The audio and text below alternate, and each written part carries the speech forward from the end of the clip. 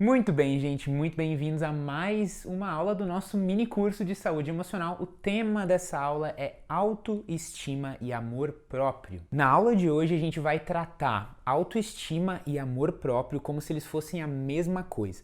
Talvez tenham algumas diferenças entre os conceitos, mas um dia a gente faz um curso mais aprofundado sobre isso. Para a aula de hoje, dá para entender que autoestima e amor próprio são praticamente a mesma coisa, tá? Então vamos começar dizendo o seguinte: autoestima é a opinião que você tem de você mesmo, ou em outras palavras, o quanto você gosta de você mesmo. Então muita gente que chega aqui na terapia diz: Eureka, o meu principal problema é que eu não gosto de mim. Eu meio que não consigo achar coisas para gostar em mim mesma.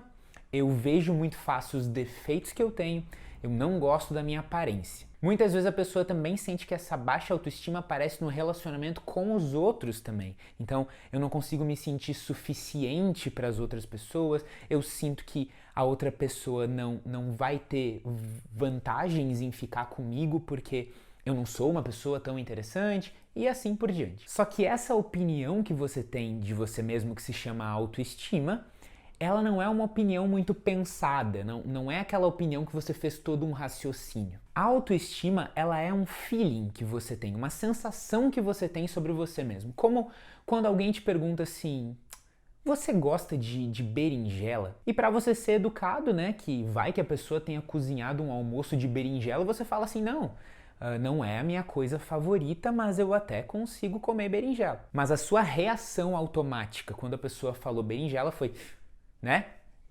Não gosto. Autoestima é essa reação afetiva automática que você tem em relação a você mesmo. É você gostar ou não gostar. E é exatamente por isso que a maioria dessas estratégias das pessoas de repetir frases positivas para você mesmo, né? Eu posso, eu consigo, eu sou maravilhosa, eu sou linda, eu posso tudo. É por isso que essas estratégias não funcionam no geral. Porque a autoestima não é algo que você raciocina sobre o seu valor e aí você forma uma opinião de você mesmo.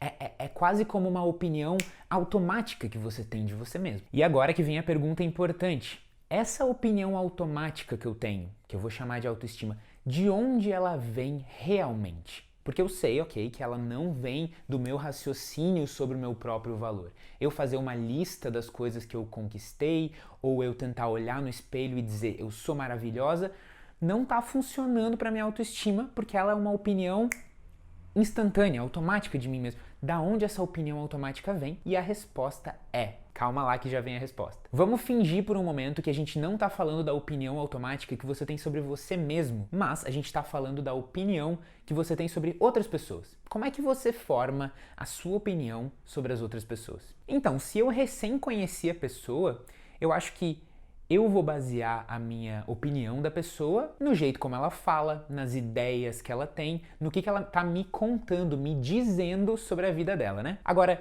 conforme o tempo passa e eu convivo mais tempo com essa pessoa, o que ela diz e as ideias dela começam a ter menos importância na opinião que eu tenho, e o que começa a ter muita importância são as atitudes da pessoa. Então, se eu tenho um amigo que tá um tempão comigo, às vezes ele fala uma coisa e eu penso assim: não é verdade isso aí que tu tá falando, porque as tuas atitudes mostram outra coisa. E às vezes a pessoa não é muito de falar e de dizer muito sobre ela mesma, mas nas atitudes dela você vê que a pessoa vale muito, é uma pessoa muito valiosa. E quanto mais o tempo passa, mais a sua opinião sobre os outros tem a ver com as atitudes dos outros. E quanto mais o tempo passa e mais você convive com os outros, mais a sua opinião sobre eles tem a ver com as atitudes deles. Agora pensa, quem é a pessoa com quem você mais conviveu durante a sua vida inteira? É você mesma, né? Desde que você nasceu, você convive com você mesma. Ou seja, se você quer ter mais autoestima, a gente tem que fazer um trabalho de mudar as suas atitudes para que as suas atitudes formem a opinião que você tem de você mesma. A gente tentar pensar mais positivo e mudar à força a opinião que a gente tem sobre a gente mesmo